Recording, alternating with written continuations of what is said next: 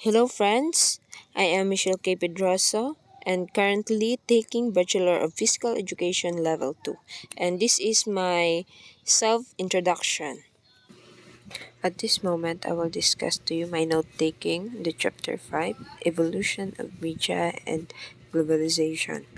First, the early roots, 50th to 90th century, kung sa diin na invento ang the printing press, the telegraph, the telephone, the invention of radio, early films, and has contributed a lot in our society and community.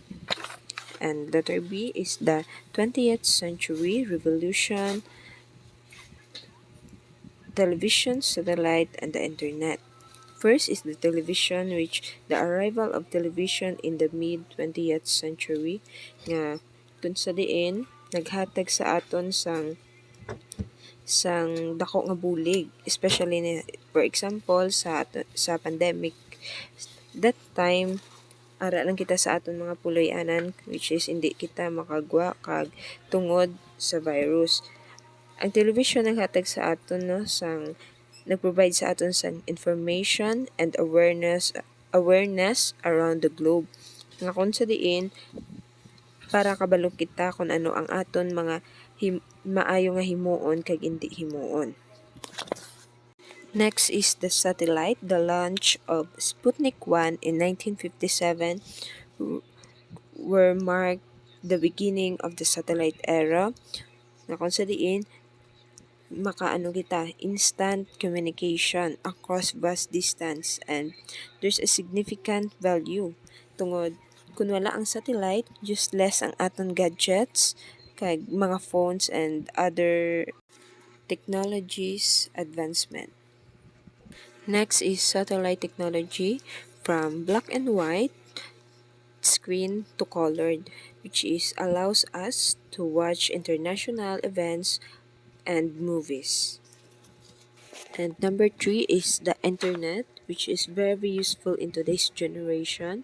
For example, sa aton nga online classes, nang mapuslan ta ng internet tungod maka-communicate kag makahimo kita sang aton class through online, and sa aton online business, e-commerce like Shopee, Lazada, Zalora, kung mga international is Target, Amazon, and other e-commerce nga shop. Kag ang internet may ara negative effects, digital divides, misinformation, and online manipulation. Next is letter C, the digital age and beyond, and the rise of social media, mobile technology, and virtual reality reshaping how we consume and create content. So this is the 20th century revolution. Television, satellite, the rise of the internet, the convergence of media platforms, and the emergence of mobile technology, which is the another invention kag example sa mga YouTuber, TikTokers, content creator. This period developed more on the previous invention of revolution. Number 2, digital age and beyond, 21st century present, and this is the rise of social media platforms like Facebook, Twitter, and other app nga maka-communicate kita kag maka-share sa mga information. Focus not only on local but also globally influenced.